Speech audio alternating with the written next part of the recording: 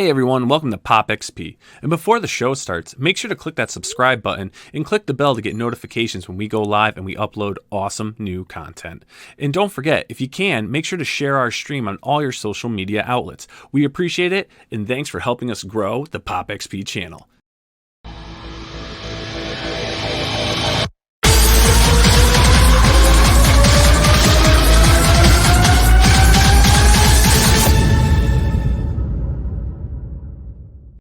Hey, what is going on, YouTube? It is 5 and Dime time, and I'm your host, Nile Scala, the brain of the Pop XP. And joining me tonight, as always, the most amazing Frank you will ever meet, Mr. Frank Amazing. And Frank, we may not be worth a dime, but I'll tell you, these creators tonight sure are. And you've done a hell of a job. Thank you, as always. And we have 5 of them. Always, man. Like a shiny penny, this guy right here. I'm telling you, if you see him on the street, you're going to want to pick him up, put him in your pocket, take him home, and just keep shining him. Shining him because he just shines. He's amazing. But man, great show. I was looking at all these campaigns we have tonight. I mean, we've got some top-notch stuff here, and even we've got some another creator joining us from across the pond. And man, I'm looking forward to getting into this. And dude, let's kick this off. So everyone, please welcome the man, the myth, the legend, Mr. Matt from Action Line Studios. Matt, how are we doing tonight, my friend? I'm doing good. Why are you laughing? How are you guys? Because the man, the myth, the legend thing. I've seen that. Oh, it's been popping up a lot lately. You know, we saw it in the stone. It was etched in. That lightning struck. Action Line Studios. Yep. So, man, how you doing, man? You I've seen your name floating around. This is cool to finally get you on the stream. You got your campaign going on, but tell me a little bit. Give me a couple minutes, man. Tell me about yourself. You know, how you got into comics, how you got into crowdfunding. I'll tell you about myself. Okay. My name is Matt Campbell. I started off in drawing, you know, just like most of us, just at a young age. But in about 2000, I started taking it seriously. And then I did a couple of small independent jobs, mostly like children's books, just anything I could get my hands on. And then I went to school for animation. And that's where I really met, you know, a lot of people, got my foot in the door, made a lot of contacts. So for several years, I worked in the video game and animation industry and film industry doing storyboards, concept art, things like that, which have a lot of parallels to comics for sure. You definitely learn about shots and camera angles and stuff like that. But then I wanted to start, you know, working on telling my own stories, and animation generally requires a pretty decent sized team to get anything done. So comics was something that I could really, you know, get into quickly with storytelling. So I started that, and I started working for some other small companies. CCP Comics was one of the first companies I worked with McLean McGuire, and did some books with them. And then we started working on Mythica. And I love storytelling. Storytelling is my passion, whether it's storyboards or animation or comics. It's always just about visual storytelling. Now I actually teach visual storytelling, which is what I was doing right up until moments before this podcast. I teach at the college here in Colorado, or one of the colleges. I teach comics and concept art and basic fundamentals of design for concept and design. So I keep a very busy schedule. Oh, very cool. Now, let me ask you, man, you know, going through your motions and developing what you're doing, I mean, who were your influences? Oh, man. Well, I would say one of my biggest, you know, influences right away was like Frank Frazetta. I'm really drawn to the sword and sorcery fantasy artists. That's what I first noticed. Mm-hmm.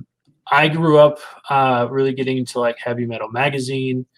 And then my first comics were, I think I started with G.I. Joe. I was a big fan of G.I. Joe. And I was watching the cartoon, and then I saw they had comics, and so I kind of segued into that. Then it got into the Punisher, which is interesting because I now live not too far from Mike Barron, who wrote the Punisher for a long time. Yeah. Then I started getting into some of the Marvel books, and then I got introduced, of course, to Todd McFarlane. But I find myself really going back to a lot of the earlier artists like John Buscema and Dave is it Dave Gibbons? Dave Stevens, excuse me. And people had like really strong ink style that like basically was readable as black and white, you know. I just really liked a lot of those styles. But I pull from all kinds of things when it comes to inspiration. Oh, nice. And you know, with some of those creators you talked about, I mean, you can definitely see that, you know, with your series Mythica, which you are now on issue 7, which is currently on Kickstarter, and you have 15 days to go. You have surpassed your goal. You've now almost approached 50%, 150%, which is awesome. And first things first, let's play your campaign video. Okay. I got a proposition for you. Well, you can stick it up your mother's arse, you little prick. I gotta hand it to you, Magnus. Get away with words. All right, let's do this. I'm excited. My name is Matt Campbell. I'm the creator of a comic book series called Mythica, which is about a group of people fighting demons and monsters in the middle of World War I. One of the main characters, Magnus McDraken, lost his entire Black Watch squad to a demon attack. And now he feels guilt, he feels remorse, but most of all, he feels vengeance, and he wants to kill every vampire and demon he can come across. But he's got a group of people now who are tugging on his coattails to lead them, protect them, and he doesn't want to have any of that. He just wants to slay some demons. So now in this new chapter of Mythica, we go to Magnus's hometown. I'm really excited about this book. It's sexier and darker, and it's some of my best work. So check out the video we've put together, and if you like what you see, check out some of the rewards we have for you down below. Our goal this time around is to get over 200 backers, because we want to reach as many people as we can with this story. Are you going to be one of those backers? I hope so. Thank you.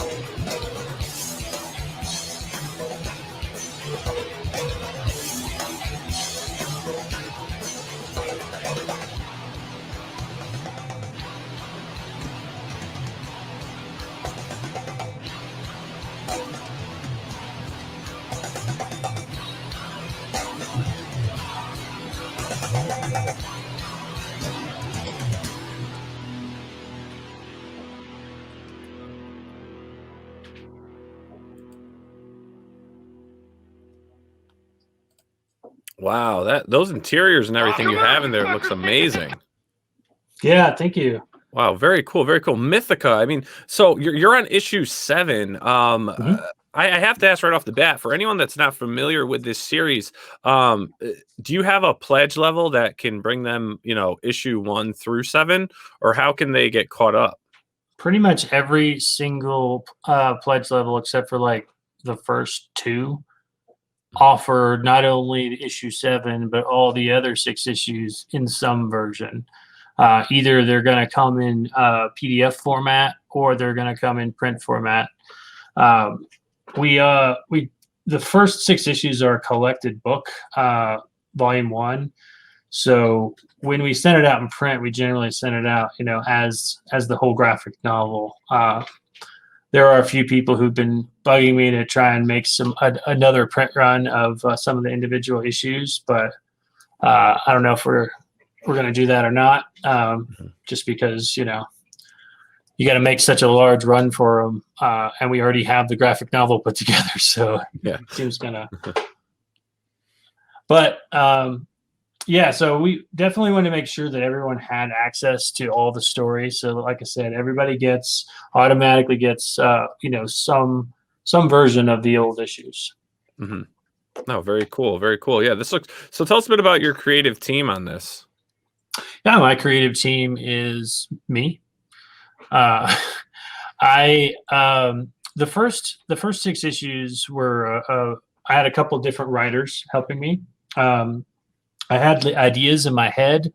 I had scenes. I had the characters, but I really wasn't that experienced yet with the pacing of comics. And so I worked with the first writer, William Tooker, who helped me write like the first 3 issues, work out some of the pacing, and then I had another writer for a couple issues that was doing the same thing. By issue 6, I was pretty much writing the pages or the story myself. So this issue 7, is the first time that I wrote the entire thing of my own, and then I do all the art for it currently. But that's going to be changing. I want to get these books out faster. Mm-hmm. So I am just going to be doing the line art, and I'm going to hire out the coloring based on what we've got from this Kickstarter. So that's going to help make these books come out even faster. Our second one's, I'm actually working on issue 8 right now. So I'm planning on launching that probably by the end of the summer. Oh, nice. Are you doing the lettering too? No, I'm sorry. That's the other thing that we have a team member for. We've always had a letterer. I feel like, people shouldn't ever skimp on a letterer. Yeah. So yeah, this time I used a letterer called, his name is Tim West, and he has a company called Danger Geek. And not only does he do lettering, but he also offers some other services like logo design, as well as like going through and checking, make sure your PDFs are print ready, some post-production work. So it's been a really great asset to the team. So definitely don't want to forget him. So I'm glad you brought that up. Oh, nice. Now, just really quick, I mean, before we head on to our next guest, really, why should people out there back this book and this ongoing series? Well, this book is about something that I felt like wasn't in comics enough, and that is something. Actually, I heard someone say it on a previous Five a Dime show, and that is the Celtic lore. This is a book that takes place during World War I. It's kind of historical, fiction, and then they end up fighting monsters, vampires, demons, stuff like that. But rather than everything being steeped in the traditional, Christian lore, which is usually, the most common trope for demon books, Constantine, stuff like that. Everything instead is really steeped in Celtic lore, which has a lot of druidic background. So there's quite a bit of magic that starts to come into play, and so if you like to see some Celtic lore, see some Celtic heroes wearing kilts and kicking ass, this is definitely a fun book for you. Awesome. So everyone, if you like what you're seeing here, I mean, the interiors look great. The story sounds awesome. I mean, it's an ongoing series. It's up to issue 7. As mentioned, there's many levels here that can get you, from issue 1 all the way up to this current book of issue 7, and issue 8 is in the works. So if this is what you love and you like this type of stuff, please make sure to back this campaign. And if not, as always, and I'm probably going to repeat this about 7 times during this show, share on your social media, share on Facebook, Instagram, Twitter, whatever you can do to help continue growing this indie community, because right now we are in the golden age. Everything is in our hands right now. We are paving the way for comics. Matt, thank you so much for coming on, sharing Mythica with us. This looks awesome. Thank you. Please keep us in the loop, especially when issue 8 comes out, and let's get you on the show again. To go through, and I think that'd be awesome. Again, you're more than welcome to hang out with us. If you gotta go, we understand that as well. So everyone, I'd love to welcome our next guest to the show. Everyone, please welcome Shane to the show. What's going on, Shane? Hey, how's it going? It's going, man. How are you doing tonight? I'm doing all right, considering I just got off a 36-hour shift. Oh, geez. Come on. Stop being lazy. Come on. So, Shane, man, we got you on. Received an email from our good friend Lisa about some stuff you had going on, and she introduced us to you and what you do. But before we get into your current Kickstarter, can you please, again, give us a little of your origin story? How did you get into comics? How did you get into creating your series?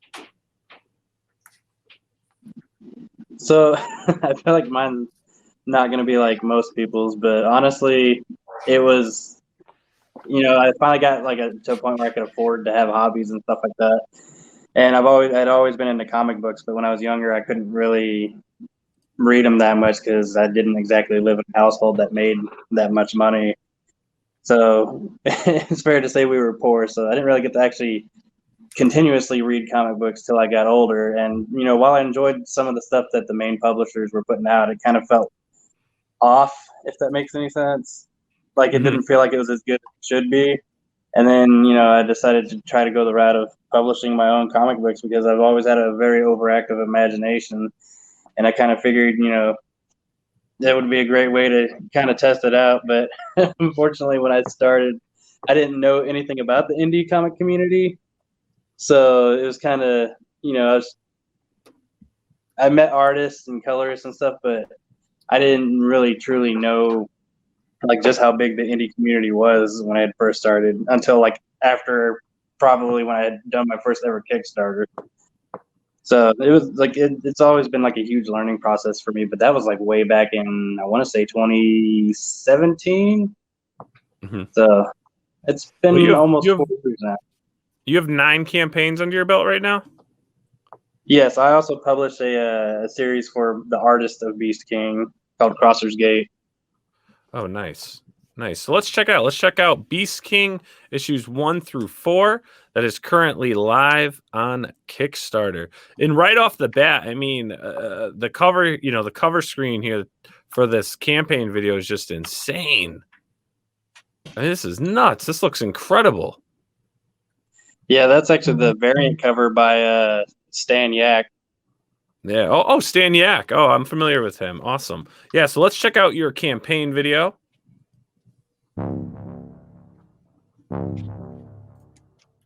Everybody has secrets. I went looking for mine.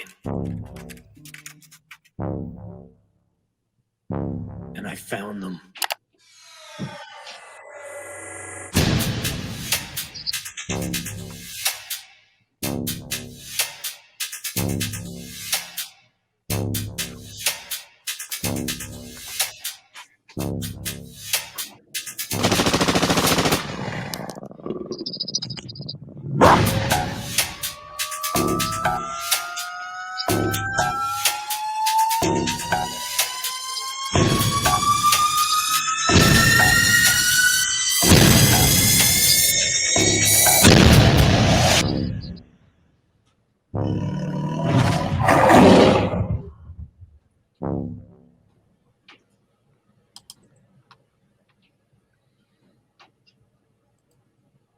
That's some hell of a good animation in that, man. Yeah. That was really cool. That was an awesome campaign video. Yeah, I got a guy that's really good at that stuff that helps me out with all that. He's like, I got a guy. I got I got a guy. Don't ask too many questions. What do you think, Matt? The animation wasn't too bad on that one, huh? I liked it a lot, actually. Yeah, That was I pretty mean, cool. I like that. So Beast King issue Worth every 1 penny. through 4. So now let me ask you a question. Is this are all previous issues been crowdfunded before, or all 4 completely new as a package? What do we have here? All of them have been previously crowdfunded. It's just this is it's been a while since the last one came out. So I was actually kind of worried about how this one was going to do because I think issue 3 had came out like almost 2 years ago. All right, and you're what? You've got you're approaching almost half to 50% funded. You're getting there. You got 24 backers, 20 days to go. So you got plenty of time to get funded on this and make this a successful campaign. Now, for those out there that aren't familiar with this series, give us a brief synopsis. Tell us what to expect if we back this and we get issues 1 through 4. So Beast King is a story about a guy who was born with animal DNA genetically modified and combined with his own DNA. Because he was basically, in a sense, an experiment to see if, they could pull off the next evolutionary step in man. And, he was obviously, it was a success. And his parents were the only ones that had like the research and all that for it, but they wouldn't share it with the company that wanted it because they had found out that they wanted it for, not exactly good reasons, like wanting to sell it to the military and making super soldiers and stuff like that. And so because of that, Jake's parents were killed off basically right in front of him. And it's basically a revenge story of him trying to take down the company that caused his life to be the way it is now. Mm-hmm. Oh, very cool. And I also saw as I was scrolling through here that issue 1 is available, the PDF, on this campaign page. So that's I pretty figured cool. I might as well get a free download for people that are new to it. Mm-hmm. Now, with your series here before the pandemic and stuff, were you hitting conventions and stuff with your books? Not as frequently as I would have liked because, trying to release issues somewhat consistently kind of drained my funds a little bit. So it made it to where I could only maybe do like at most a handful a year. Mm-hmm. But I do want to try to, like, if conventions and stuff hopefully come back, I would like to try to get on like a regular basis on going to conventions. Mm-hmm.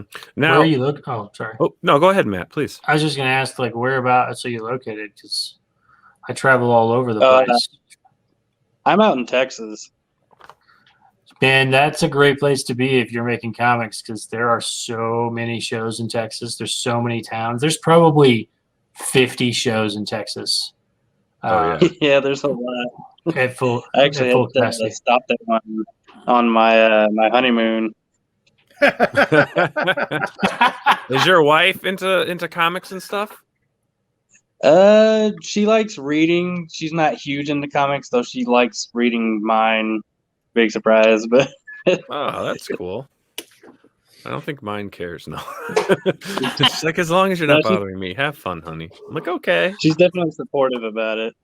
Surprisingly. Yeah. So this Crimson Gate Comics collection here, just this backer level that you have. Tell us a bit about this. So that's basically for anyone that is completely new to any of our books.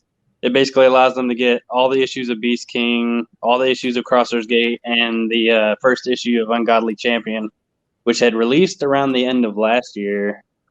So it's basically, what's the word I'm looking for? I can't think of it, but just like an introduction level to get them aware of what all the stories are. Mm-hmm. And then I saw you have a Beast King bust package. Yeah, the paramedic I work with makes those for me. That's freaking sweet. So each one is handmade on its own, or is there like a casting? He basically makes a casting and he'll make copies from it, though technically they're, each one is different in its own way. That's pretty cool, man. Wow. I've that never is seen really that cool. before.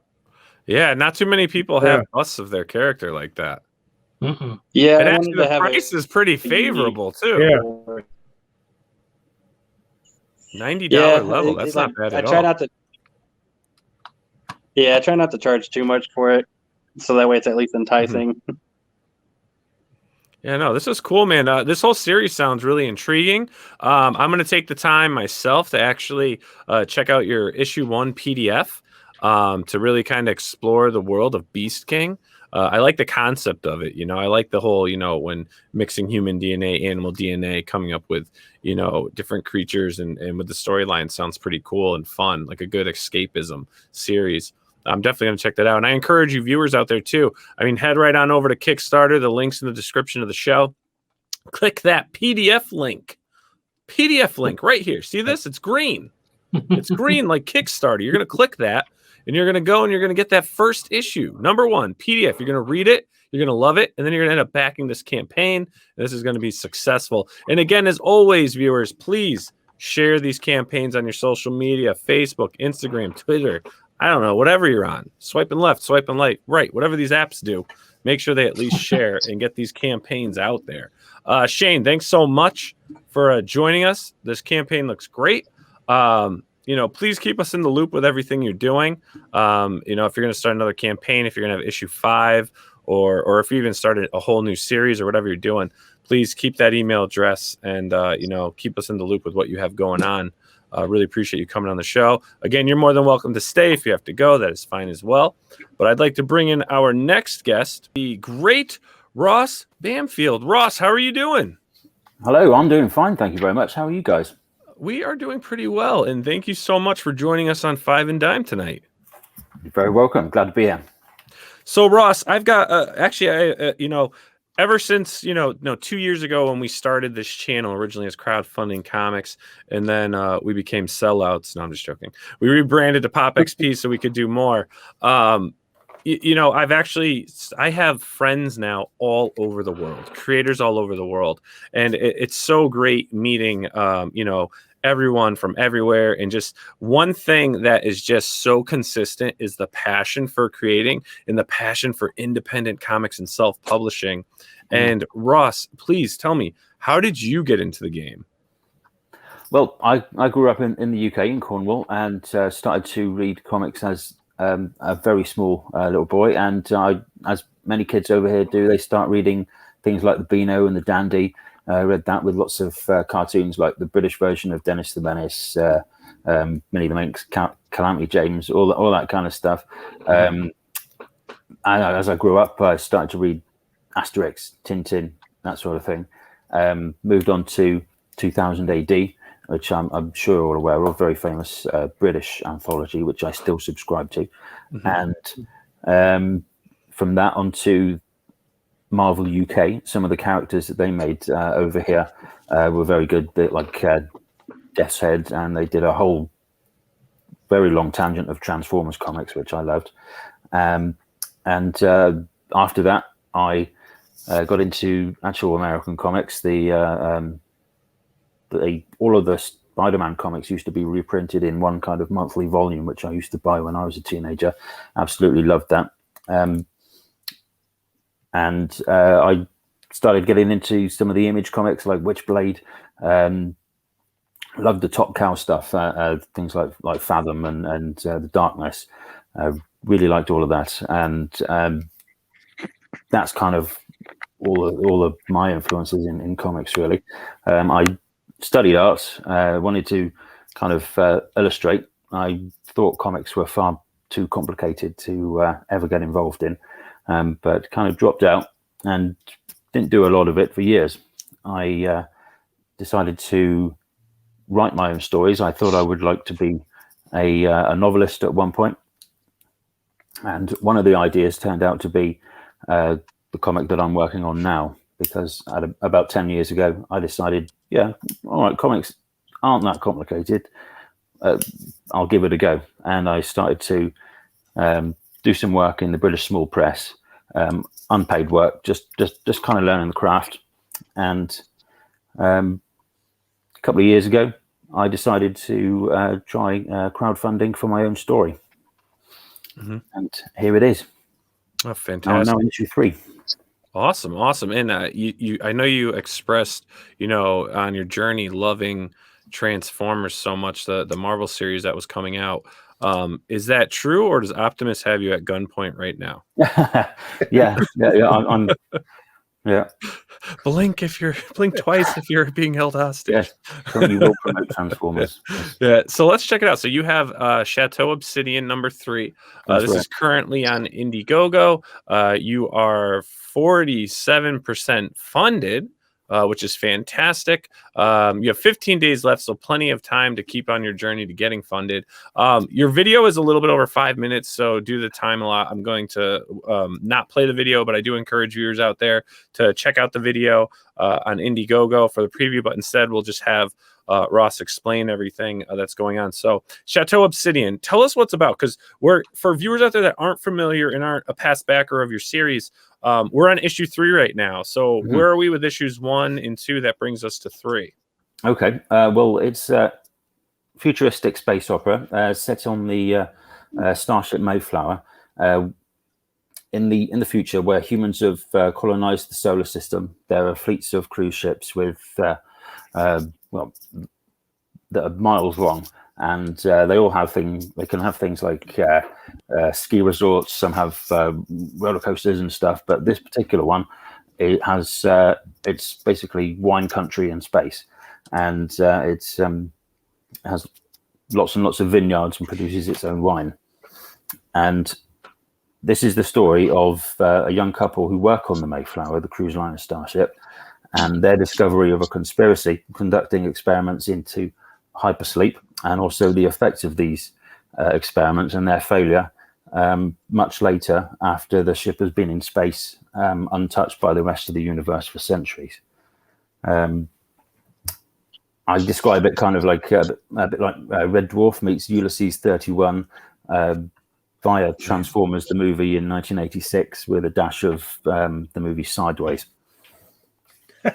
I'm sold. I am sold. Once you said Red Dwarf, I'm sold. This is great. So right now, all right. So we're looking at the 3rd issue here. Got some cover images here.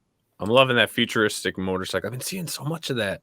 So many people are getting into the future, and I love that. I love seeing people's interpretation of what the future looks like, right? Now, like when you're designing this stuff, right? Because your book's futuristic. How do you go about, creating your future?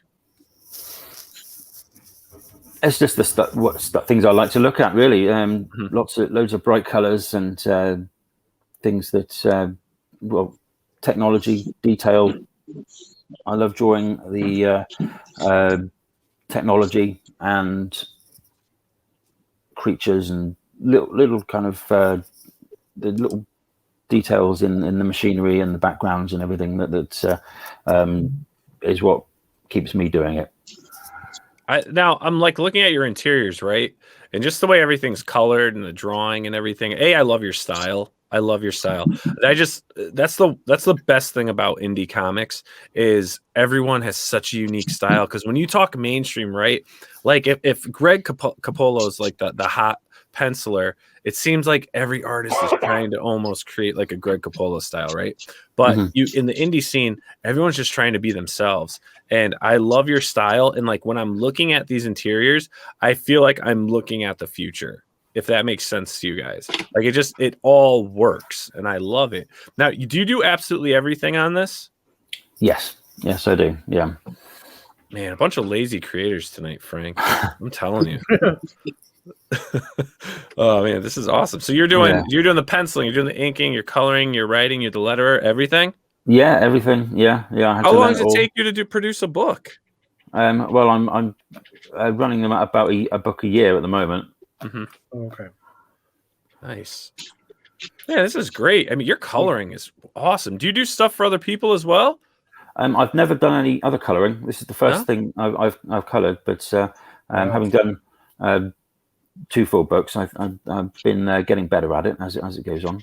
So, are you self-taught at that coloring process? Yeah. Really? Yeah, I just kind of picked up Procreate on the iPad Pro and started doing it. And Professor Campbell, what do you think of the coloring technique here?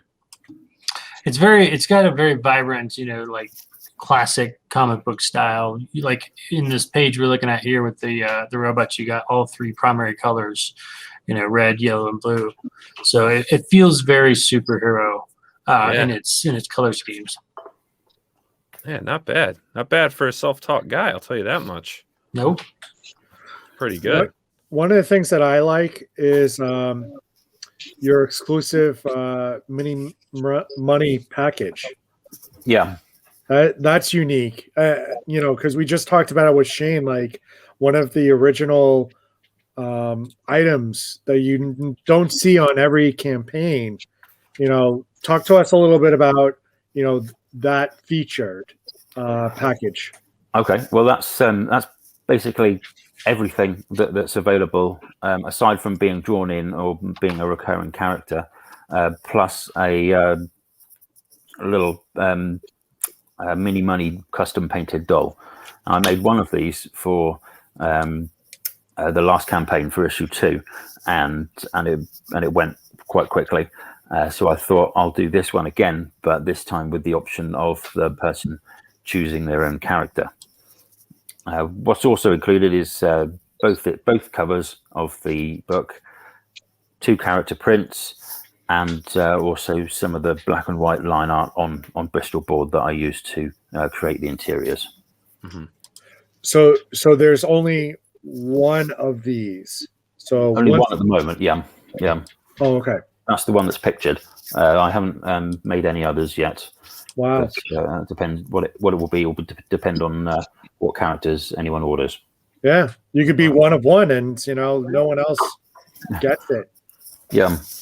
That's pretty cool. That's really cool. So how are you? How have you been with international shipping? Oh, pretty good. I mean, I've based all the costs that I put up on each perk. It's based on what was sent last year, approximately. So it's all pretty accurate, and not too many issues. Yeah. Everything's good with. No, everything's good. I mean, everybody received their issue 2 last time. I was. Oh, fantastic. Yeah. It's kind of hard to get hold of Gemini mailers and similar things here. But I did get reports of some of the packaging tearing a little bit. It was a good job that I actually wrapped it up in Christmas wrapping. Otherwise, they might not have stayed intact. Some of the other ones. That was a little nice thing I did, because I was running a couple of months late with issue 2, and it was November and Christmas was coming along, so I thought I'd put it in some Christmas wrapping for everyone, and that went down very well. Oh, very cool. That's awesome, man. That's awesome. So where do we go from here after Chateau Obsidian number 3 is done? You jumping into number 4? Yeah, number 4. It's intended to be a 6-issue series, so pretty much as soon as the delivery is done on issue 3, which I expect to be all done and wrapped up by October this year, I will start planning for issue 4. Oh, fantastic. That is awesome. All right, Ross. Well, hey, man, I appreciate you hanging out with us. This book looks awesome. I can't believe you do every bit of it yourself. Kudos to you. I mean, that's dedication. That just shows the passion, especially since he's been doing it up to issue 3. He plans on going into issue 4 and into 2 more issues after that for a 6-series run. Definitely cool, man. That is awesome. Please keep us in the loop. Next time, you're going to be coming in, or if you ever want to just hang out with us one night, please feel free to reach out, and we'd love to have you back on. Again, you're more than welcome to stay. I do know there's quite the time difference, so if you have to take off, we understand that as well. No, I've had a nap. I'm all right. I'm all right. Itself, yeah. Excellent. Well, hey, man, Chateau, right? You're on the vineyard in the universe right there. Yeah. Awesome. So that's cool, man. That's really great. So everyone, please check out Chateau Obsidian on Indiegogo. There's currently 15 days left to go. 47% funded. Let's get this book funded in the next couple days. And remember, share it on all your social media, Facebook, Twitter, Instagram, whatever you're doing. Swipe left, swipe right, up, down. I don't care what it is. Get this out there, and let's get Chateau Obsidian number 3 funded. And next up, who do we have next on the block there, Mr. Frank Amazing? Oh, we have Bill Raupp. Bill Raupp. Yeah. Come on down. Hey, everybody. What's going on, man? Good How we evening. doing? Good evening and good night, Bill. Doing good, doing good. Thanks for having me on. Well, Bill, man, so you're on here. You've got Tribulation Task Force that is actually just wrapping up on Kickstarter, but we're here to promote the in-demand on Indiegogo. It's a series now. Yes, sir. Tonight's the theme, man. It seems like we're in a theme here of series. You know, you've got Tribulation Task Force Secret Files 1 through 3, so now we're going to have a head-to-head battle between Bill and Ross for the 1 through 3 issue takedown. But no, this is awesome. But Bill, we've never met. This is your first time on the show. I think I first discovered your series when I was doing an exploration Indiegogo. I think you're on one of those episodes. But tell me a bit about you and how you got into comics and how we have this 3-issue series sitting in front of us. I've been collecting comics for like 35 years. And by trade, I'm a social worker. So I had a whole lot of ideas for characters and a lot of experiences to kind of draw off. So I was taking a break from social work and I was working at this really horrible call center. So while people were calling and like bitching about their insurance and stuff, I'd be sitting there making superheroes and drawing stories and half listening. So I said, you know, what the heck? Why don't I try my own comic? And so we have Tribulation Task Force, which is based off of, it's my love of superheroes and my love of Bible end time prophecy. Kind of married them both together and came up with a series. Oh, very cool. Very cool. Now, with this series, I mean, are you the writer, the artist? How does this fall for the creative team? I'm the writer, and I have a lot. This series is our like handbook to the Marvel Universe kind of deal with some. It has stories, backgrounds of the characters, profile pages. It's a bunch of like everything that kind of is world building. Our main book is the Tribulation Task Force, which has 3 issues out right now. So we have 3 series that are going. It's Secret Files, Tribulation Task Force, and a book called Parables. So all of them kind of come together to kind of build the world and the story that's going on. Oh, nice. So you have like your own comic universe, which is pretty cool. Yeah, sort of. Yeah, nice. So let's check out your campaign right now. So this is, there you go. So here's your Indiegogo campaign, which is currently in demand. So let's check out your campaign video first. Dark Cross Comics presents Tribulation Task Force Secret Files. Secret Files 1 through 3 tells the story that the rapture has occurred and millions of people have been removed from the Earth. The new world leader Apollyon has taken control of the Earth's governments. With his enforcers, the Watchers, the world has become a very different place. This issue has 2 separate covers for each issue, along with a really great chrome variant. Those new to the Tribulation Task Force, the end of days are upon us, and the soon-to-come Antichrist is on a mission to bring forth the last days before the appointed time. Under a platform of peace, he uses his position in the United Nations to assemble a team of superpower warriors to help him achieve his true goal, the destruction of mankind. The hero Grok, along with the Apostle John, who's still alive, search out the globe's greatest heroes to combat the oncoming threat. Together, they assemble the greatest superhero force the world has ever seen or ever will see. They are the Tribulation Task Force. We've got some great rewards for this campaign, including trading card set number 6, a beautiful 11x17 poster, your own Tribulation Task Force ID card. One of the coolest tiers we have is the original character cameo appearance. Your character can guest star in Secret Files number 2. Your character will appear in the group along with Tribulation Task Force allies. You get a 1-paragraph bio and a link to your social media or website. Plus, there'll be a trading card produced of the team image. Hurry, because there's only 4 slots available, and this tier is $100. We've got some awesome add-ons. We have a USB digital comic collection that contains 13 Tribulation Task Force comics, 6 Dark Cross comics, and a bunch of extras. There's an add-on tier where you can catch up and get all of our releases in print format. Get Secret Files #1, Tribulation Task Force #0, and a bunch of awesome things. Thanks for listening, and be sure to support Secret Files #1 through 3 now on Indiegogo. We appreciate your support. Nice. How long has this been? Have you been working on this series? Because you have quite a heck of a character lineup. Yeah, it's about 2 years. I've been putting it together. We have about 3, 4, 5, including these, about 8 issues available. Plus, we do some. If you're on the mailing list, we do exclusives. Like every 4 months, we'll do an exclusive comic, and we do a free trading card every month if you're on the mailing list. Oh wow! Oh, very cool, man. That's awesome. That's awesome. I love the character designs. Let's see if we can get some more. I mean, the interiors that were shown in the video, I mean, they look fantastic. All your interiors look great. The line work looks good. I mean, you got some intimidating looking superheroes. Yeah, I've been really lucky. They're crushing walnuts with those biceps, man. I'm telling you. Yeah. That's cool.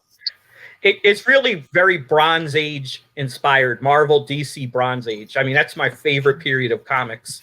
The silliness, the great stories, Jim Shooter's kind of Secret Wars and Chris Claremont's X-Men. Those are the kinds of things that inspired me. Yeah, very cool. I like the original character cameo tier that you have. I mean, only 100. That's a fun one. And you, like 3 out of 4 people already claimed it. Yeah, we have 1 slot left of that one. Yeah. And that's going to close out in 2 days. So wow. Okay. Awesome. With you pulling that out of it, are you going to add anything else, or once it's gone, and hey, you got to choose something else?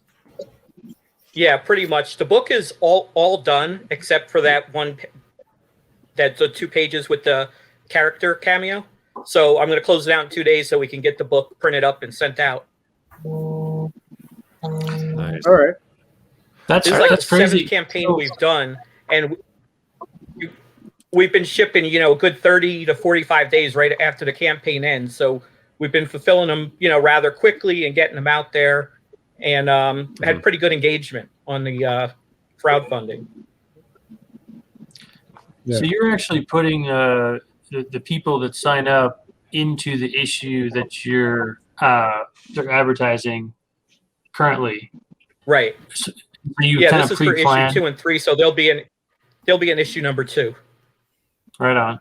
Yeah, I had the same thing set up with mine where I had like up to 4 slots where people could be in the book, but it's always the next book. So I've already started this one. sketching everybody into issue 8.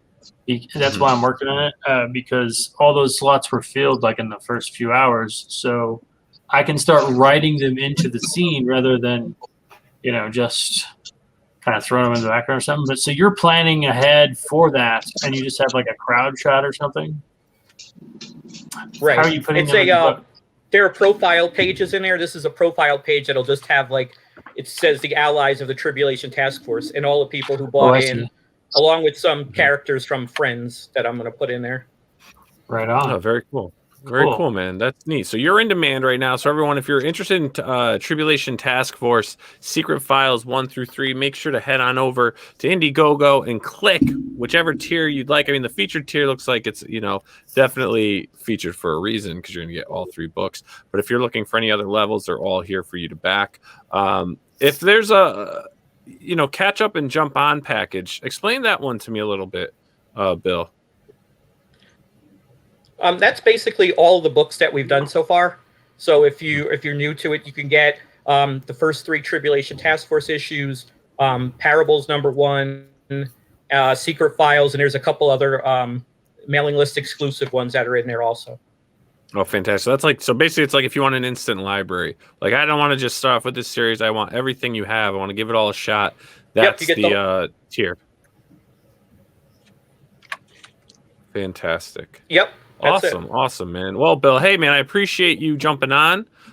This looks awesome. I really love the character design. It kind of brings me that sweet spot of my love for the 90s comics, which is, where my passion blossomed into this glowing flower of loving arms of hugs and comics. And, I'm trying to think of anything else creepy I can say. No, this is cool, man. I dig what you're doing. Keep us in the loop on everything you're going on. Thank you. If you're any other books you're gonna have on, we'll definitely have you back on the show. And let's get our last guest Thank on you. I for appreciate tonight. it. And please hang. If you like to hang out, you're more than welcome to stay with us. If not, and you're like, hey, these guys aren't cool enough for me, then we get it. We can read the room, bro. We can read the room. But without further ado, everyone, let's please welcome Grant to the show. Grant, how you doing? You have a really cool looking campaign that's on Kickstarter right now. Beowulf issue 1. So we're starting with an issue 1 here, an official issue 1, people. It looks great. But before we show off your campaign and what you're doing, we've never met you before. We're not familiar with what you do. But please give us your origin story. How did Grant come to be the master of the comic realm? So, like I've heard a couple of you guys say, I grew up in the 90s, which was kind of when comic book creators were treated like rock stars. And I remember seeing that and thinking, man, I want to be just like those guys. I think that when, Rob Liefeld did the jeans commercial, that was kind of it for me. I was like, I want to be just like that guy. And as I got older, of course, more and more people told me, oh, you can't make a living doing that. This is. I had a lot of preconceived notions about comic book creators and, whether or not it was possible to make money or what type of comic book sold. And as I got older, I started to learn that a lot of those preconceived notions weren't actually that true. So I was working on some anthology series, and when the pandemic happened, I figured now is as good a time as any to take the plunge and put out my own like monthly comic book, or bi-monthly maybe. Yeah. So this is Beowulf issue 1. So, all right. So we've got Beowulf issue number 1 live on Kickstarter right now. You are currently funded at $2,872. You have 174 backers on your campaign, and you have 7 days to go. This looks like a great series. The interiors are incredible. Let's kick off by watching your campaign video. Hey everybody, my name is Grant. This is my best friend Mooney. Believe it or not, Mooney's not just here to look cute. He's inspiration for one of the characters in my new comic book, Beowulf. Growing up, I loved comic books and I used to make a lot of them. When the comic book industry crashed as a teenager, I decided I needed to get a 9-to-5 job. I was as miserable as the guy in this stock photo, so I worked on an anthology series in my free time. When the global pandemic hit, I had a lot more free time, and I figured now is my chance to live my dream of doing a monthly comic book. I resurrected an idea that I used to draw in notebooks as a kid called Beowulf, and I updated it with some new characters like our friend Mooney here.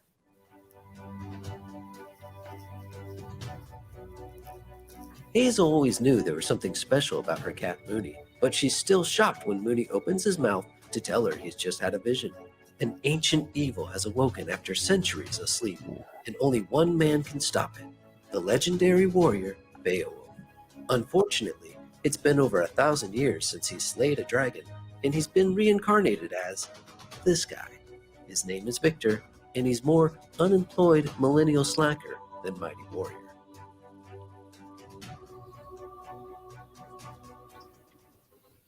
Beowulf is an epic tale that spans centuries.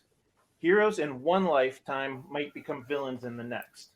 Lovers in one life may become enemies in the next life. But obviously that's not all going to happen in the first issue, which is all I'm asking you to back today. Everything for issue 1 is finished. So if you've been screwed by Kickstarters in the past, you don't have to worry about that. When I say everything is done, I mean everything. The art, the lettering, the inking, the colors, everything. And look at how great the art looks. Portuguese artist Antonio Brando helped me out with this comic book, and he has a long list of credentials. Honestly, I think this comic book is worth buying just for the art alone. I know what you're thinking. You're thinking, how do I know this comic book is any good? I mean, obviously, I think it's good because I wrote it. All I can tell you is that when I was writing the finale in issue 6, I couldn't stop crying. I personally believe with that much passion, this comic book can't be bad. What's that you saying, Mooney? You're saying if this comic book doesn't get funded, you're going to be super sad? Oh, you don't want to make that face sad. Look at him. He's so cute. Oh, he's so cute. Oh, look at how cute he is. I want to thank everybody for taking the time to watch this video, and I hope you all back my Kickstarter. Thank you. Nice. We'll do it for you, Mooney. Awesome. Yeah, man, the interiors on this are freaking top notch. I love the interiors. I was telling them when you were getting your stuff adjusted there, I typically don't like to go through campaigns too much, especially when it's a new creator, someone I'm not familiar with, because I really like to get like a true, to show my true emotion, excitement, sometimes dissatisfaction in cases with certain campaigns. But this one is definitely, your interiors are really on point. Again, I can't really attest to the story, but the concept of the story is really cool. I like that a lot, having him come back basically reincarnated into something that he is just not familiar with or what have you. But again, give us a little more, you explain it in the video, but give us a little more in depth on the synopsis of the story. So the idea is this dragon wakes after being asleep for 1,000 years. Mooney is the reincarnation of an 8th century wizard. And when the dragon wakes, both he and his owner, Hazel, have a vision of this dragon waking. And it's Mooney's idea to go track down Beowulf, who, of course, is from, the Anglo-Saxon legend of Beowulf, the dragon slayer. So they go after Beowulf. Unfortunately, something down through the generations got lost, and he's now just kind of an unemployed slacker who'd rather be sitting around drinking beer and watching TV than, going out and slaying dragons. Mm-hmm. So the point of the comic book is that they can have human shape. Yeah. Now let me ask you a question. So, like, I'm looking at these panels here, right? I'm not sure what page this is in the book, but panels 2 and 3. You're seeing Beowulf, right? And then you're seeing the 21st century reincarnation here. Were the eyes drawn? It basically looks like out of the two faces, the eyes, the eyebrows, like are the same. Was that done intentionally? Yeah, and that's kind of a theme that we're going to keep throughout the comic book, because later in issue 2, when we see what Mooney looked like back in the Middle Ages, everything else is different about him, of course, because right. So the one thing that stays consistent about Mooney, besides his personality, is the eyes. Like, even though he's a completely different species, when you look at the eyes, other than the fact that they're cat eyes, the eyes are the same color and the same kind of shape. Mm-hmm. Nice. Now, what inspired you to actually, why Beowulf? So when I was a kid, my parents had a bunch of hardcover fairy tale and fable books. I think it was the kind of books where it's the money comes out of your checking account every month and they send you a new book. And the one fairy tale and fable that really stuck with me was Beowulf, just because it sounded so much like a comic book. It just sounded like a superhero story, but from the Middle Ages. Mm-hmm. And that was kind of the introduction to the idea that, nothing is really new. Ideas just kind of get repeated down through the ages. Nice. Well, I have to say, man, this is it says this is your second campaign. So what did you crowdfund prior to this? Nothing. I was setting up this Kickstarter, and I accidentally hit the launch button, and so I just, instead of just rolling with it, I just canceled it. Well, I have to say, for your freshman campaign, you're doing pretty well. Yeah. You know, you're almost 150% funded. You have 100. You're almost at 200 backers, really. You still have 7 days to go. The interiors look amazing. The concept of the story sounds awesome.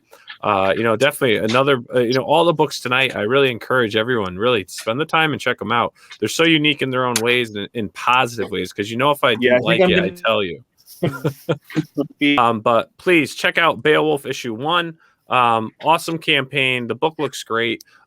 You know, if you can, again, hit that social media. If the funds aren't there to back any of these books this month, it's understandable, right? But the one thing you can do that's free, it only costs a tiny bit of time, is to share these campaigns on your social media or share the Pop XP episode of 5 and Dime to help get some more exposure for these guys. And just like we ask you guys to share all these campaigns, just like independent comic book creators, which we are as well, we're also independent content creators trying to do what we do by giving voices to creators and giving platforms to help spread the word on people's books, products, games, toys, what have you. So please make sure to subscribe, like, and share to the Pop XP, and make sure to click that bell to get notifications when we go live and we upload new content. Gentlemen, this has been a blast hanging out with you all tonight. Before we go, does anyone have, let's just go around really quick, you know, as crowdfunders, you know, what is one bit of advice you could give to anyone watching right now that is trying to muster the nerve to crowdfund their dreams? Let's start with you, Matt. I would say that you have to market and promote, start building up before you get to Kickstarter. In my experience anyway, Kickstarter is not like Field of Dreams, where if you build it, they will come. There are a lot of people on Kickstarter that will see it, but if you're relying on that alone, you may not make it. So I highly recommend starting to build up interest in your product and in you as a creator long before you get into the Kickstarter. Very good, very good. Ross? I would say, again, before you do it, make sure you know where you're going with the story, that you've got your beginning, your middle, and your end, and that it's all planned out, and you know how to form the story, you know what the main beats of the entire saga are. Very good advice. Shane? I would say for sure try to build an email list, so that way you have a bigger way of being able to inform people when you do go live. So that way, when you build interest beforehand, you'll already have people that were at least somewhat interested in your story when you go live. Awesome. And Shane, where can people go to follow what you're doing? Like you talking about like a Facebook page? Your social media. Yeah, your social media. Crimson Gate Comics. I have an actual Facebook page for that, or they can just search up my name, Shane Morrison. Either of those two work. I also have an Instagram for Crimson Gate Comics as well. Fantastic. Ross, where can you be found on the intrawebs? I'm on Twitter at Ross Bampfylde, on Facebook, and I have a Facebook for Chateau Obsidian. You can look that up, and also Instagram for Chateau Obsidian, which is, of course, at Chateau Obsidian. Awesome. It's all there. Matt, my friend. Mythica can be found at actionlinestudios.com, as well as Facebook at Action Line Studios. And I'm also on Instagram at Matt Campbell Art. Fantastic. All right, gentlemen. Well, thank you so much for joining us on 5 and Dime. Viewers out there, thank you so much. We will see you next week with an all-new episode of Crowdfunding Comics, followed by another episode of 5 and Dime. So everyone have a wonderful evening. It was great recording with you all, and we will see you all on the next one. Have a good night, everybody. Bye-bye. Thank you. Have a good one. Hey everyone, thank you for joining us on Pop XP. If you haven't already, make sure to click that subscribe button and also click the bell for notifications when we go live and we upload some awesome new content. Also, don't forget to head on over to Twitter and follow us at ThePopXP and over on Instagram at ThePopXP. Thanks again, everyone, and we'll see you soon.